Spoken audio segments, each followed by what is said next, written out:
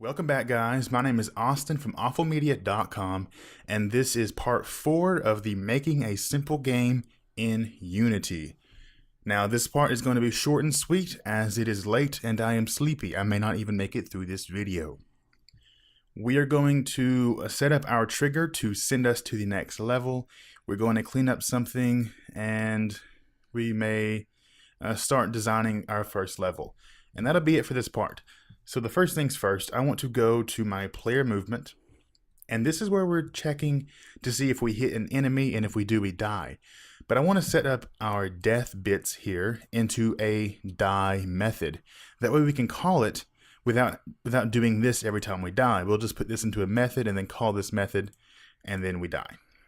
So I'm going to set that up now. I'm going to do a void and just call it die. We won't need any parameters, I don't think, so for now we'll just leave that blank. I'm just going to paste this content into there.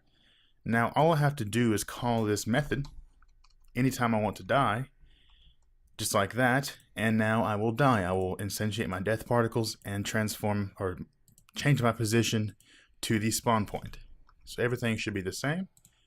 I click play, and then I hit a bunch there for a second, run into that person, I die, and go back to my spawn point. So that was quick and easy. And that's good. So now that if I was to check to see if I fall off the map, I can just call that method again without writing all this out twice, because that would be redundant and stupid. Let's check to see if we fell off the map. And the way we can do that is, we know, at least I know, that none of our maps are going to have any Y changes. We're not going to be going down or up any more than we are now. This is as far down as our player will ever be throughout this game. And I mean, when I say down, I mean he will not descend on the y-axis any more than he already is. So we can use that to check to see if we are falling off the map. The way we do that is if my y is less than a certain point, then I am clearly falling off the map. Quick, simple way to do that. So I will say if transform.position.y, now that's a vector 3, the position is, so I can grab individual points in that vector 3 and see what they are. And I can say if it is less than 2, or not less than 2, less than negative 2. So if I am past the 0 point and falling down, then I reach the negative 2 point, I want to die. And that should do that for us. If I was to click play, and I was to walk off the map, see my character falling, and then he gets to a certain point and explodes into particles and respawns. Now, see how easy that was? How easy was that? That's so cool. Just checking the position, checking the y-axis, and saying if I'm below a certain point, I want to die. Now that we have the death method set up, that was literally, it could have been 2 lines of code. It could have been 1 line of code. It could just be this. If you have a single statement within an if check, or anything really, you can just omit the curly braces. But I don't know. It doesn't really matter in the end. I think it all compiles to the same thing. But you don't have to do that if you have a single statement within a check or anything like that. So now what do we have to do? Now I want to check to see if we are going to be going to the next level. But I want to control my levels from a game manager. A class that is going to contain our score, our current level, our unlocked level, any of that stuff. So let's go ahead and create a new C# script. I want to call this game manager. That's what I said, at least. We'll go with that. I'm going to stop the play simulation there. Open that up. And now inside of this, I want to set up, let's see, these will be public just so we can look at them for now. And they'll be public because we have to access them from external classes as well. And this will be the best way to go about it, I think. So I want to set up a public int for current score. And then we can set up a public, I'm not sure why I did that, int of high score. That way we can save a high score, and we'll be doing some saving to the player's computer, and then we can bring that information in, and we can compare it to the current score and see if he beat his high score or she beat her high score, whichever. And if the score is higher, we can replace the high score with the current score. That's the idea, right? That'd be kind of cool. Now I want to do a public int of current level and a public int of unlocked level. Now this is for preparation for our level select, because I believe we will be doing an overworld select. It may be towards the end. For now, we might do a simple menu select, and then towards the end of the series do an overworld select, because that's going to be pretty complex compared to what we're doing. We have to do that. We'll do a node-based system where we have nodes. Certain nodes you can walk right and left on. Certain nodes you can walk up on. Certain nodes you can walk down on, and a mixture of those depending on the different crossways and stuff. It'll be interesting. I've never done that before, and I've been putting some thought into it to come up with the best way to go about doing it. So I'm pretty excited about doing that. So look forward to that if you're interested in seeing that kind of thing. So current score, high score, current level, unlocked level. Now let's do, I'm not sure yet what the calculations are going to be to determine our score.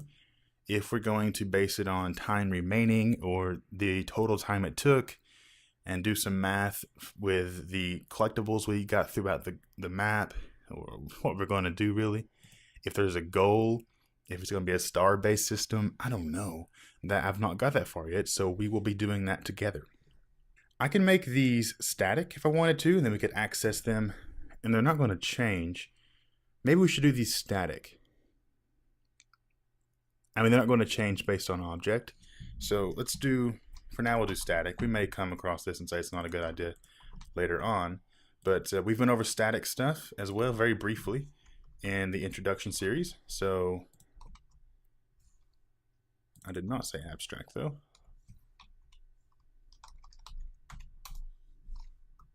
Where did that go? This mono-develop autocomplete crap completely destroys stuff sometimes. Alright, so these are static now. Now what that means is in player movement, I can access these directly by going through game manager and saying .current level, .current score. Before, I would have to get an object reference, because these would be based off of the object they are an instance on, or by, or the object they're attached to. That's the way to explain that. So I can access that now just by going through the dot notation just like that. And that may be good. We may change that, but for now, I think that's good. So what I want to do is I want to set up really quick. Let's set up another level. It'll just be a duplicate of this level.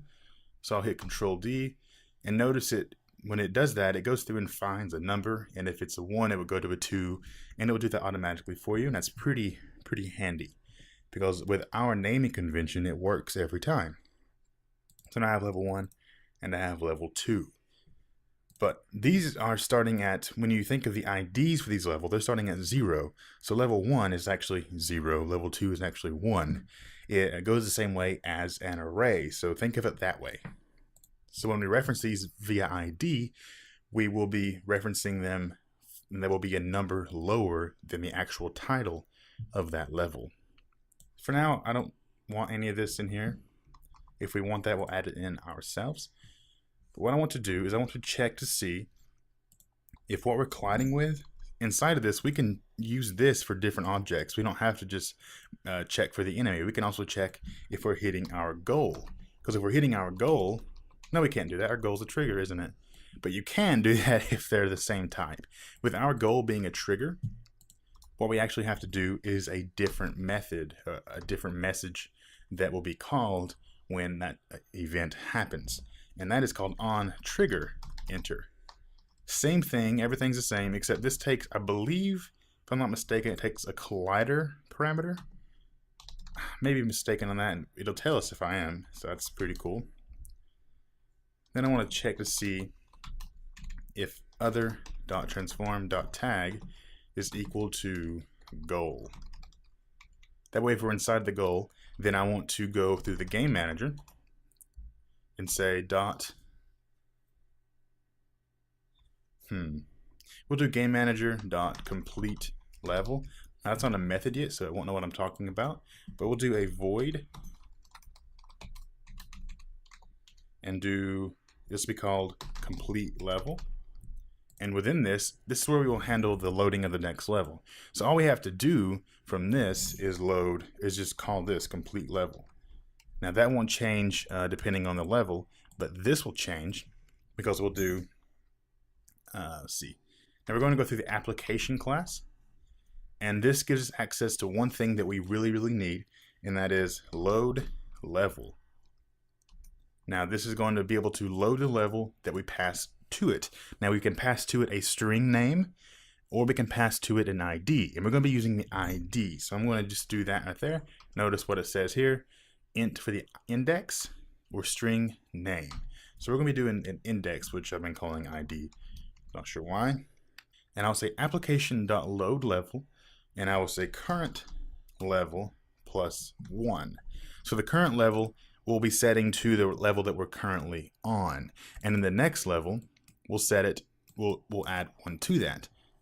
Then after this, what we could do is say current level, maybe we could do it this way, plus equals 1. Yeah, because we want the current level to update. Let's see, I didn't do this in the last one, so I'm having to think as I go here. We could update the current level value itself. That way we won't have to manually change this for each level. Okay, that might work. So current level plus equals 1, and we will set this to default for now to 0. Okay, that should be okay for now. We may run into some issues. I'm not too sure. But now we have to create a goal tag. Any errors? Yeah. Oh, it's this has to be a public, and then it has to be a static. There we go. Now the method had to be public to be able to access it, and static to be able to access it without an object or reference. The same with these variables. Once again, that may all change if we run into some issues, and we very well may do that. It's hard to tell at the moment. So I want to attach this game manager really quickly to something that will persist throughout all the games, and I believe that would be the camera. The camera will always be there. It won't change. It'll always be in the level. So I want to attach that class to the camera, and that should be fine. Now notice I can't access this in here because these are all static, which means they don't change based on the object. So if I was to be able to edit these in the inspector, it wouldn't matter because that's not how static works. Because being static, it's not based on the object. It's based on the class. Okay? So I have 2 levels now. I want to add the tag to my goal and go tag here, add tag, add the tag of goal. Go back here and make sure I attach that. And we'll see what errors we get, because I'm sure we will get some. Always do.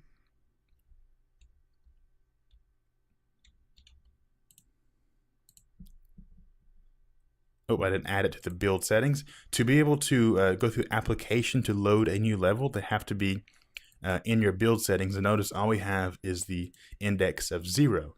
Now, if I was to go to 2, which I may be under 2, I want to save all that, yeah.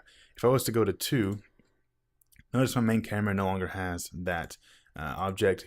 We may get into some better persistence in the future, but for now I will just attach the game manager to the main camera once again. Let's go ahead and clear that. And since I am now in level 2, I can go to my build settings and add current. Notice it goes to 1, and it's looking at level 2. Now if I was to go back to level 1, go to my levels, go back to level 1, say yes, I want to save that, and click play. I'm hoping that this just takes me where it's supposed to take me. And now I am at where? Did it just load the same level again? Let's change something in level 2 so we can see if something changes. In level 2, I will make another ogre.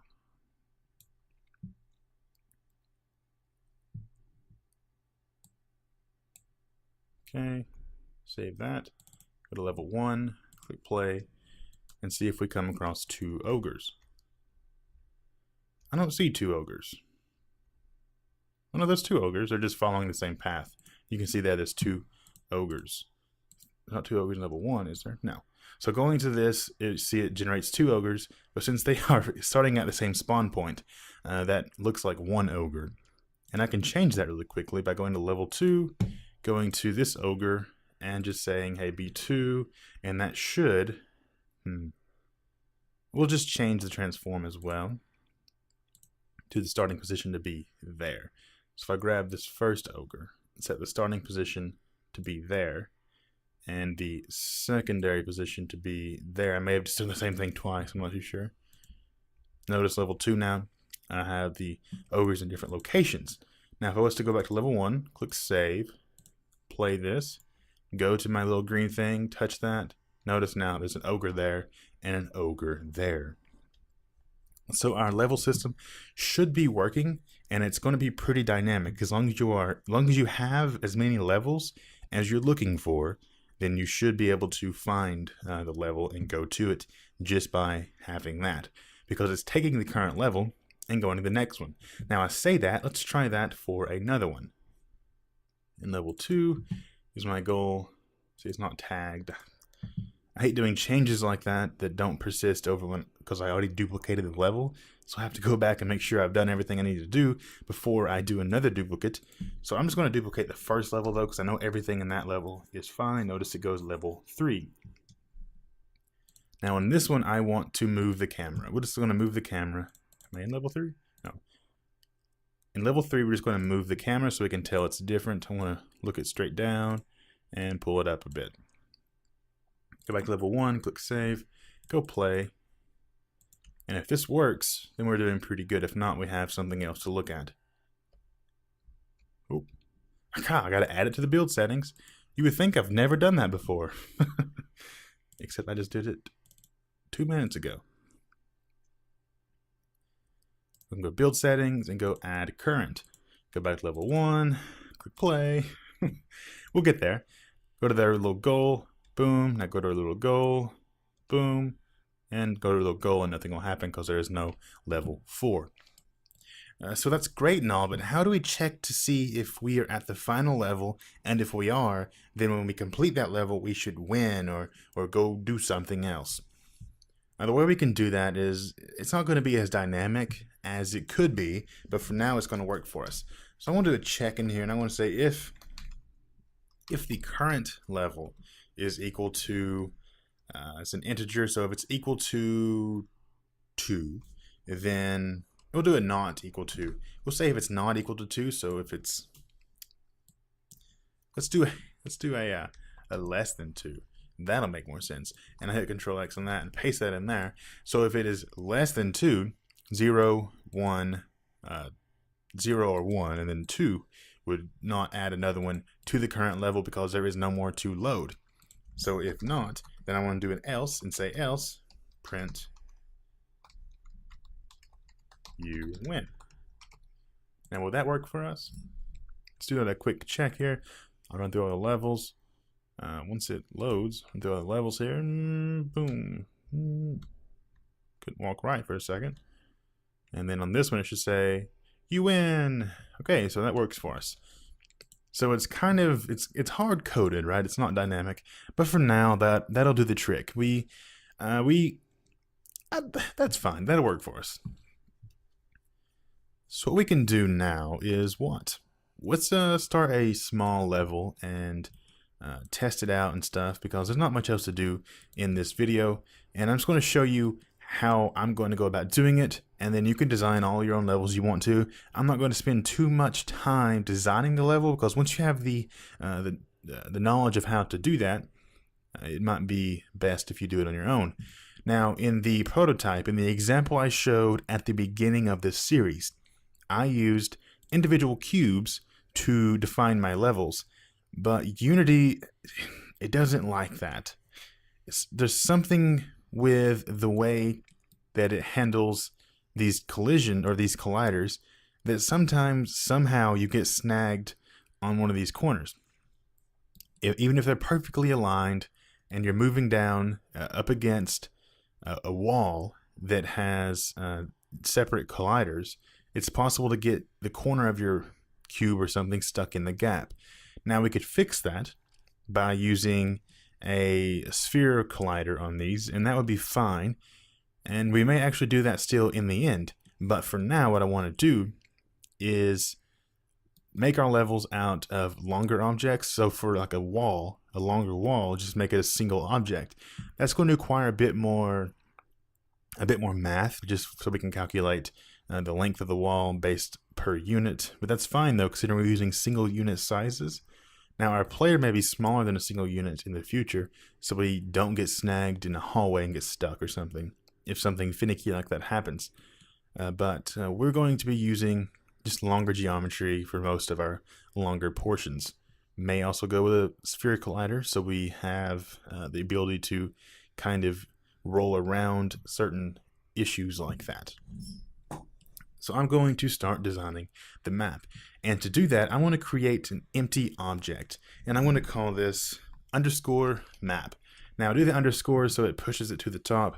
And this empty object is just going to be like a folder for all of the game objects that relate to the map. So I'm going to zero this out.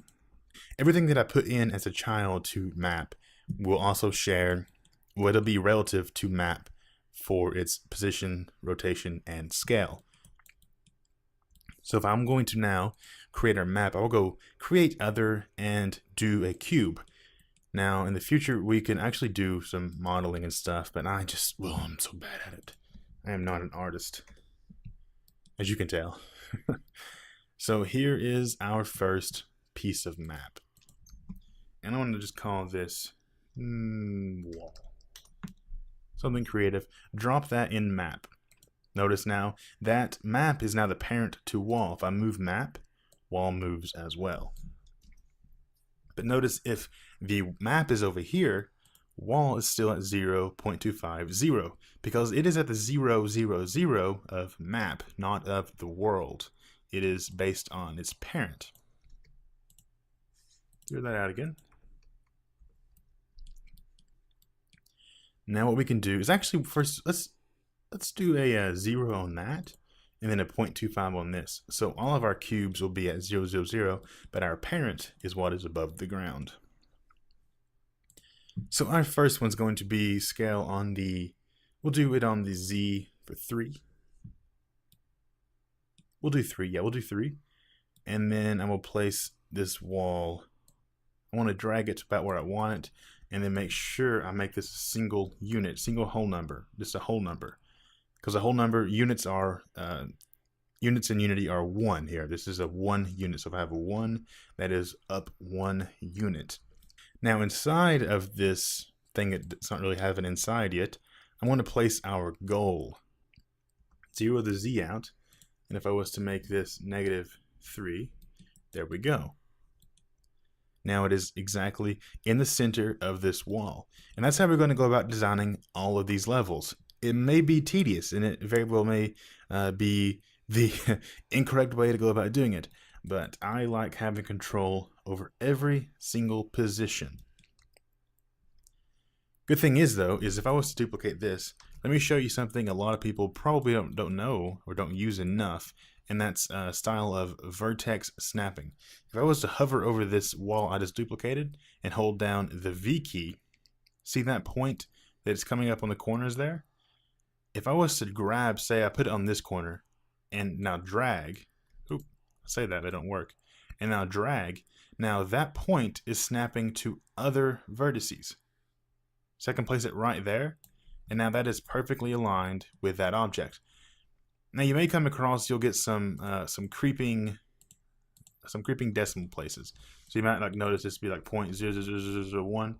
You might want to fix that if you notice it. You don't have to, I guess. It ain't going to be that bad. But if you come across it, just fix it if you see it. Now this one I want to make 3, no, we'll do 4 on the X, and then 1 on the Z, and I'll hold down V on the corner there and snap it to that point right on that wall. Now notice we're going to be creating some kind of room for our goal to be hiding in. Now I can duplicate this one, holding V, I'll snap it right, hold V right there, snap it right there, and then we'll scale this out so that wouldn't even matter. I want to scale it out on the Z for about 5. And then we'll do 6. Now I'll hold down V on the end there and do the same thing. Ooh, that one right there. And now what I'll do is I will duplicate this. Holding V, I will drag it to there. But what I want to do with this one is I want to push it over to there. But now that doesn't look too good right there. So what we can do is actually extend this down to make that a square there. Put a cube in that corner. But to do that, we'll just make this 4 that way. Holding V, grab that point, place it. If this would, come on, give me the right view. There we go. Just like that. And now to get in this room, we will make a little hallway to enter. Now it's pretty simple, right? But I'll hit Control D. I want to drag this little guy down here. And we may actually not do that. We'll hit Delete. And I'll actually extend this out to be 5. Holding V down, I will then grab this point, match it up to that point, and then I will move it down 1 unit on the X. So we'll do negative, not on that way. All right, this way we'll do 4 on the Z to match it up again where it was, keeping whole numbers so they're all square. It's all square. I will then take this right here, hit Control D, holding V, I'll drag it down to here, and then on this I will 0, 5.5. Let's put it back in the corner. So we'll do a negative 1.5, just like that. Is that a square there? Place this going. Yep, it's perfect. Can make sure I had this all correct. But then right here we'll just place another wall, but this wall will be 1 by 1 by 1. Holding down V, I'll snap it into place. I'll actually put it like right there. Now what we can do with this entrance here is put a little bad guy to patrol in like a triangular format here, just like I had in the prototype. This is a bit different than the prototype, but it'll give you the same idea. So I'll take the enemy, which I don't like the color of. I don't like him.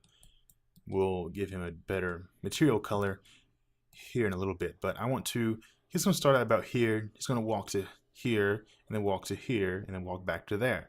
And then you have to weave in and get up through there. It's simple, but it'll be the first level to introduce the player to the mechanics of the game. So let's find our patrol points. I want to hit the patrol point here, place it there, and then make sure I set this up as a whole number. And then set that up as a whole number. Where am I at there?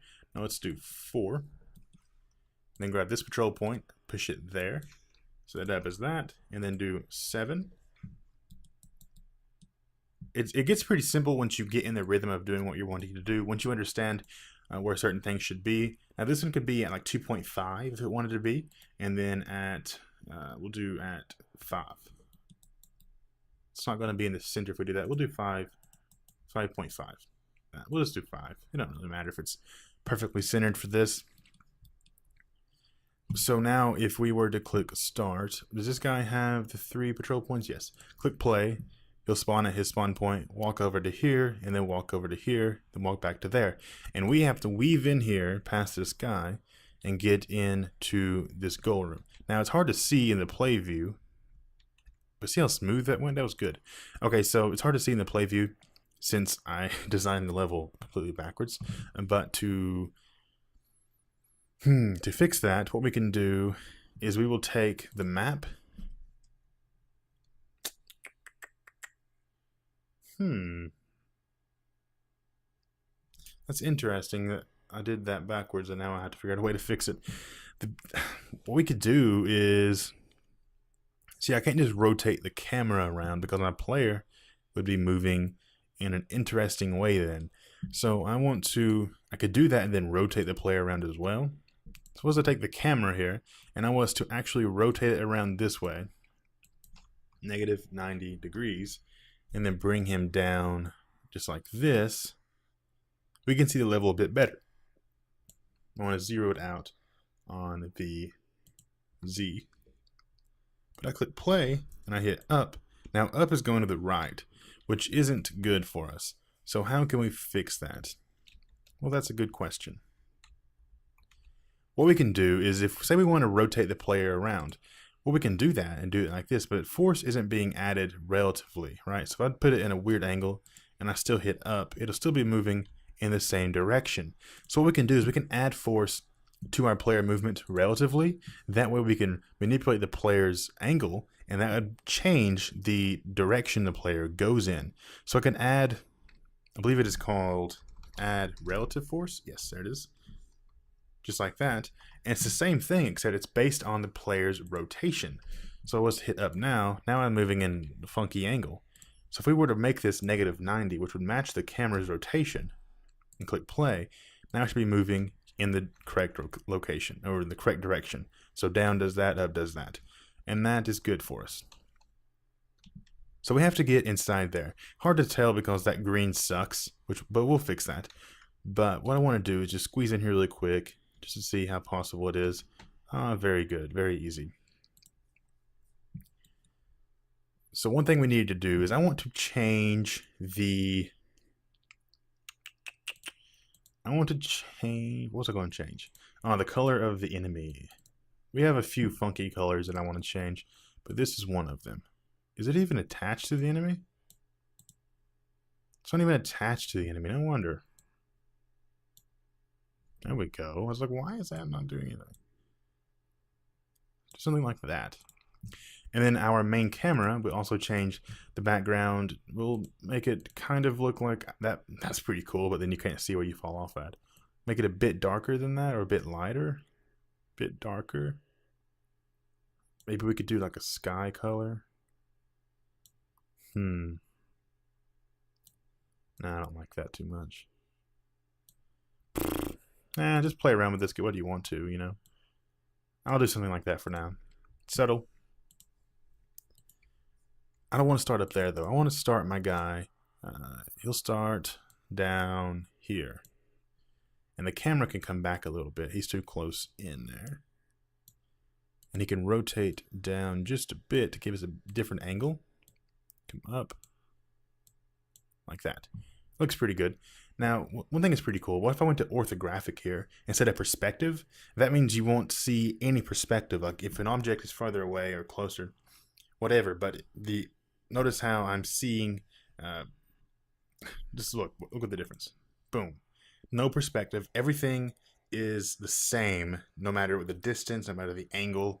It's pretty cool. And that could give us an interesting gameplay if I was to do it this way. But you don't really get a 3D feel because there is no 3D in this type of perspective. It's all just, well, it's 3D still, but you don't get the feeling of 3D. You can't really tell depth because everything is the same. That might not be good for us with the style of gameplay that we have. Let's squeeze by this guy this way. Squeeze in here and go like that. So one thing we could do is, we could go back to perspective and we could... the field of view is interesting. Should we give control of that to the player and allow him to modify that? No, because we want it to be pretty much like that. Now I want to go to my materials for my goal, and change it. I just don't. I think it's too opaque. It's not visible enough. So if I was to make this like this green color, let's up that. Maybe it matches the ground too much. Maybe that's an issue. Let's take the ground and go a different direction with it. What do you think about that? And then we were to take the camera.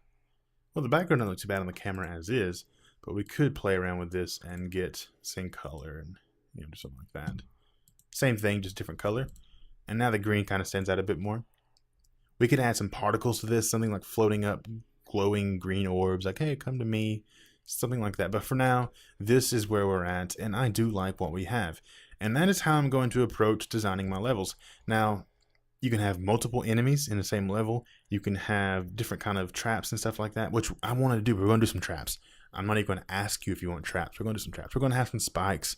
We're going to, like, maybe spikes that pop up and go down, and you have to go over them while they're down. That'll be fun, won't it? And then we'll have some, I don't know, something else. Spikes are cool, though. We can just do spikes. We can have something that, like, slams the ground, like, psh, psh, psh, and you have to get under it, or if you touch it, it'll kill you. All kind of the same thing, but they look cool. They'll be pleasing to look at, and they can crush you and explode you into sparks. That'll be fun. But that'll do it for this part. We did quite a bit. It was all over the place. We did a little bit of everything, and that's okay.